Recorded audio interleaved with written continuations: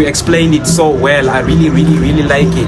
Now look, njengoba so keep izingoma kangaka, so where do you see yourself after 5 years from now? Sekhethu umvumo wona bese ngikhiphile omningi kodwa na ebengikhiphile lo umvumo manje sisi practice ngizotoma ukubiza manje 6 umvumo yayo A6 zona zale nyanga. Okay. Hayi sithokoze nizweli ukuthi manje awusitshele kahle ukuthi more about this album or isingile or EP, the meaning behind it. What made you write that album? What made you wake up in the morning and say you want to record today? The meaning behind it.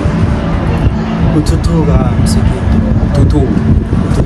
Ngoba ngombana man into yomvumo le na uthubeka urakaraka kuna la iza kuthatha ikubeke na ungayilisa ulahlela izandla angeze yabereka